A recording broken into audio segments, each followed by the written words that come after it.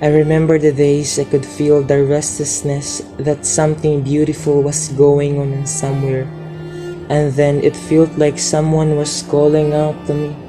I remember the road that led to Mr. Martinez's house. I remember the house on the hill, the wide open porches that I glimpsed. 6 weeks ago, that house meant nothing to me, save that it was the Martinez house rented and occupied by Judge Del Valle and his family. 8 years ago, Julia Salas meant nothing to me. I did not even know her name, but now,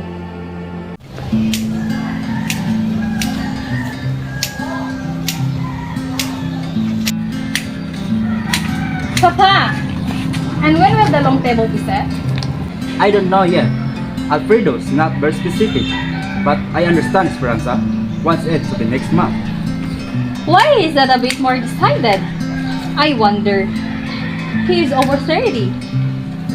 He is that, and still a bachelor. Esperanza must be tired of waiting. She does not seem to be in much of a hurry either. Papa, do you remember how much in love he was? In love? With whom? With Esperanza, of course. He has not had another love affair that I know of. What I mean is that the things at the beginning, he was enthusiastic, serenade, things like that. Papa, what do you think happened? I suppose long engaged people are like that. War now, called tomorrow. I think they are oftener caught than war. The very fact that an engagement has been allowed to prolong itself argues a certain facility of temperament or of affection of a part of either or both. That phase we're speaking was natural enough for a beginning. Besides that, as I see it, Alfredo was last raised to his 18 years.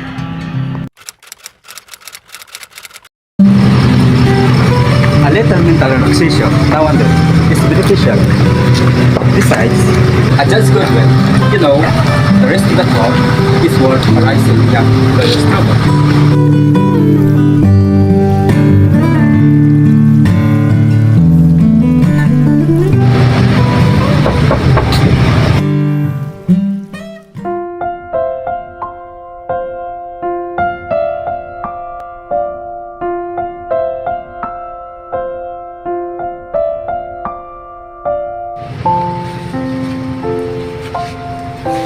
Good evening.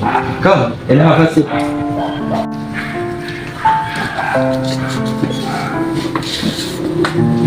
good evening, Judge, and good evening to you too, Ma'am Del Valle. Ya si conoce? Alfredo, she's not Mrs. Del Valle. She's Julia Salas, the sister-in-law of Judge. Apologies, Miss Julia Salas. There is nothing. Each time I was about to break you back, I remembered a similar experience I had once before. A man named Manalang. I keep calling him Manalo. After the 10th time or so, the young man rose from his seat and said suddenly, "Pardon me, but my name is Manalang Manalang. I never forgive him." The best thing to do under the circumstances I have found out, she pursued, is to pretend not to hear and to let the other person find out his mistake without help. As you did this time, still, you look amused every time I was thinking of Mr. Manala.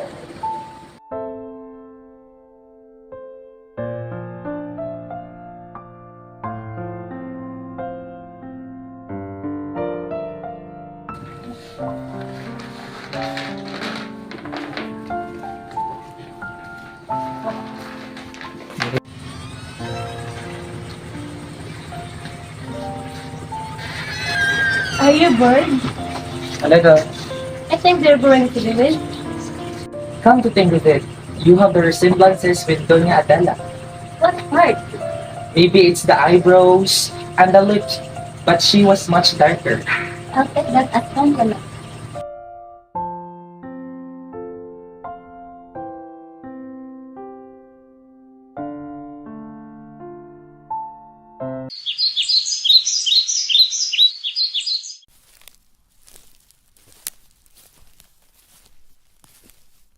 Oh, Alfredo.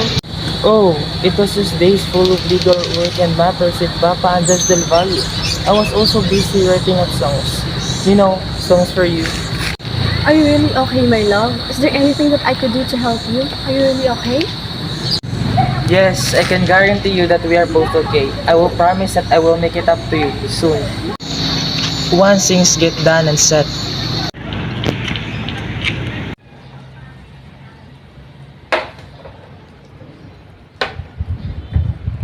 Judge, I just want you to invite and your family to spend Sundays at Tanda, where we had a coconut plantation and a house on the beach. Of course, we can go with you. I'm sure my family will having a good time with that.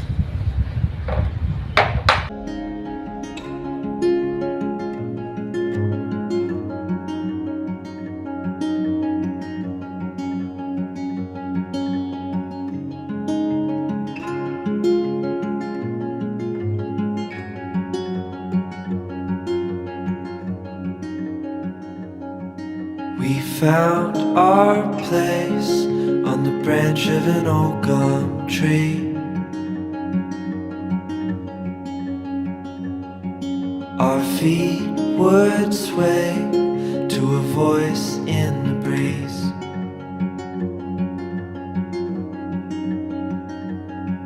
And birds would sing on the banks of a narrow stream.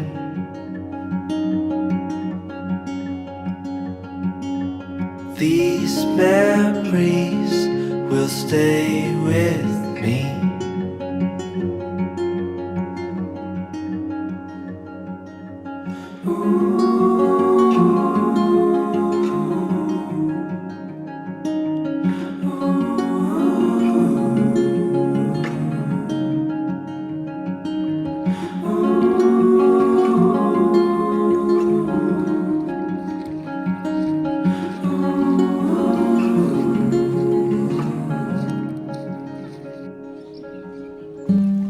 I hope you're enjoying this. Very much. It looks like home to me, except that we do not have such a lovely beach.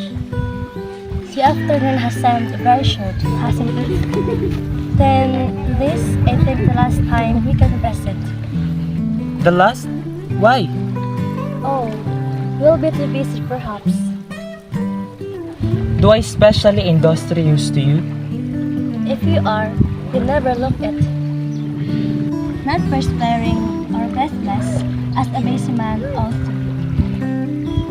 But Always unhurried, too unhurried and calm. I wish that were true. A man is happier if he is, as you say, calm and placid. Like a carabao in a mad mood. Who? I? Oh no, You said I am calm and placid. that is what I think. I used to think so too. Shows how little we know ourselves.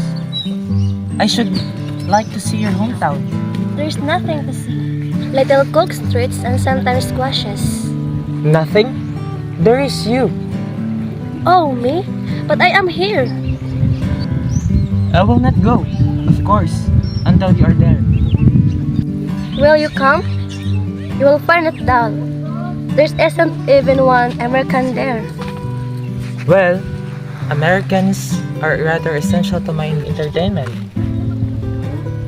You live in Caliulis, a little street with trees. Do they find that? If you don't ask for Miss Del Valle, I'll inquire about what? the house of the prettiest girl in the town. There is where you will lose your way. No, it is not quite sincere. It is. I thought, at last would you say such things? Pretty, pretty. A foolish word, but there is none other more handy. I did not mean that quiet. Are you withdrawing the compliment? Reinforcing it maybe. Something is pretty when it pleases the eye. It is more than that then. If saddens, Exactly. it must be ugly. Always? No, of course you are right. Why didn't you say this is the last time? I am going home. When? Tomorrow. I received a letter from father and mother yesterday. They wanted to spend a whole week at home. That is why I said this is the last time. Can't I come to say goodbye? Oh, you don't have to. No, but I want to. There's no time. Home seems so far from here. This is almost like another life. I know. This is elsewhere, and yet strange enough. I cannot get rid of the old things. Old things? Oh, old things, mistakes, encumbrances, old baggage. Goodbye.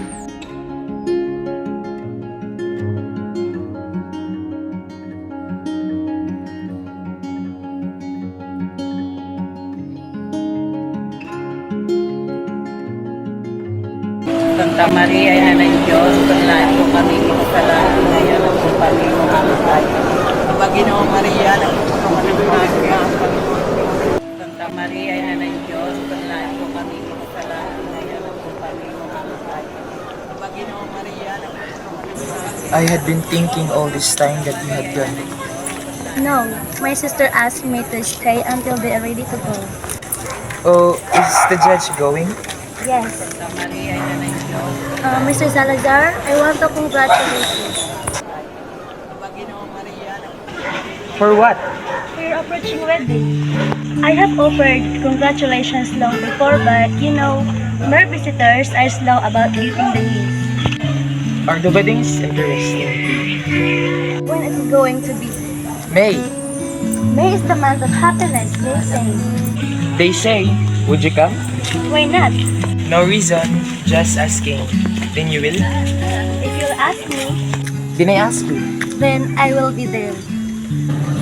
did you ever have to choose between something you wanted to do and something you had to do? No, I thought maybe you had that experience that you could understand a man who is in a such situation. You are fortunate. is this man sure of what he should do? I don't know, perhaps not. But there is a point where things escapes us and rushes us in its own way, dragging us along.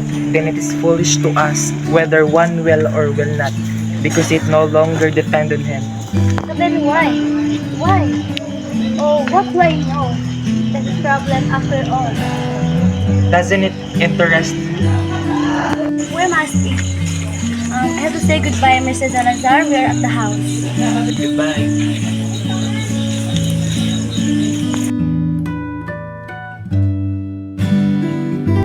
Julia's day with me is now over, she went on. And now, here I am, left with no purpose, a blank canvas. May is the happiest month of the year, they say, but the preparation before the wedding is close to tragic.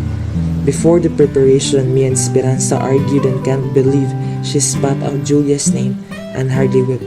How come she knew it? I still think about that every day.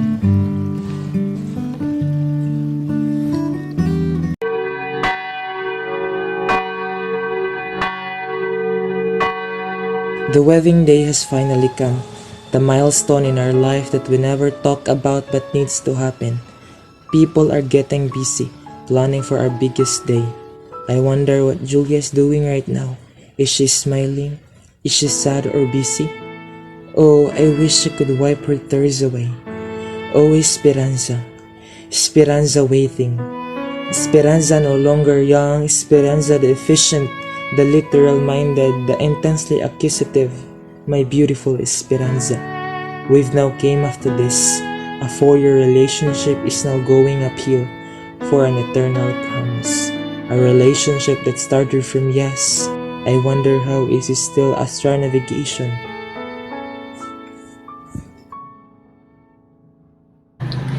Alfredo, the man whom I love. I have never seen this man at his happiest state, because he is naturally that serious most of the time. But you can see it in his genuine eyes if he's happy or not.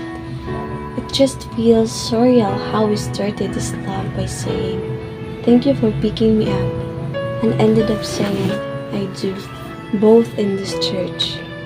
But I am deeply sure that there are days that he's been the happiest. And there are two people who can attest that. It's God and Julia. The day has finally come. Waking up together, eating up together, and randomly dancing on a romantic music like no one's watching us. Ah, the married life indeed. Esperanza is now my home, but sometimes there are questions you want to ask yourself. The way I face life now, it's like, no, I mean lacking is so strong. Blame it to unconsciousness. Maybe I'm just tired from you.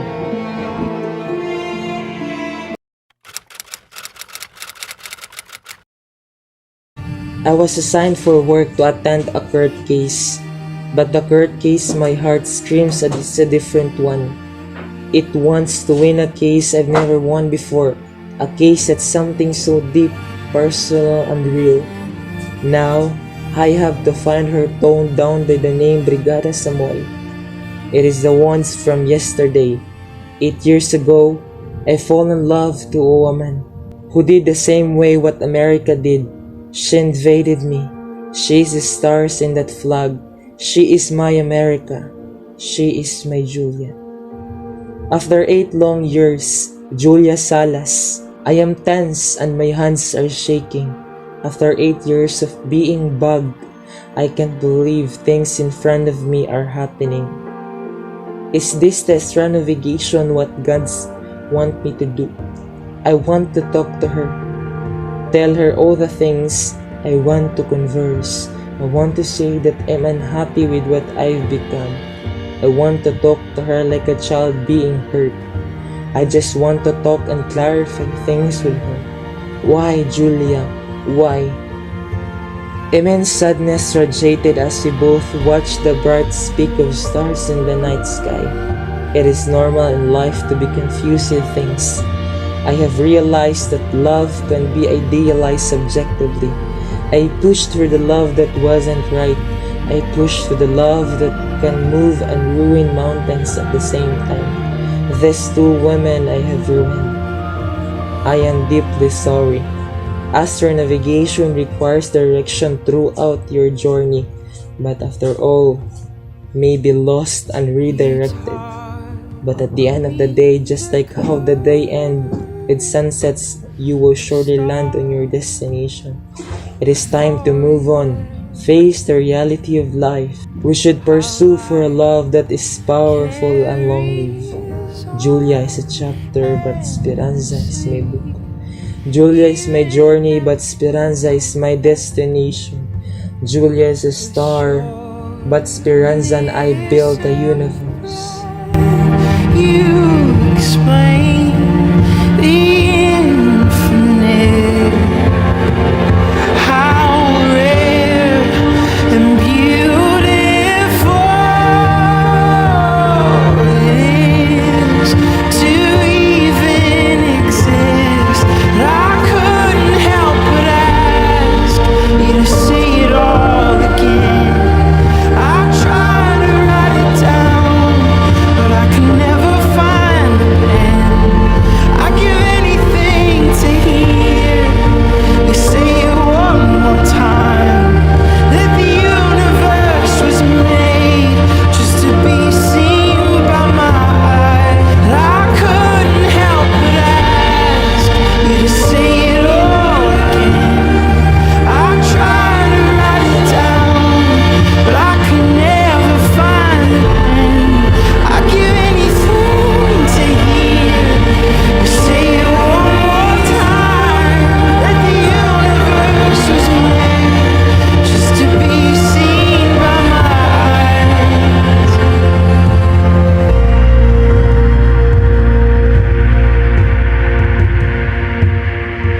the shortness of breath. I'll explain the infinite,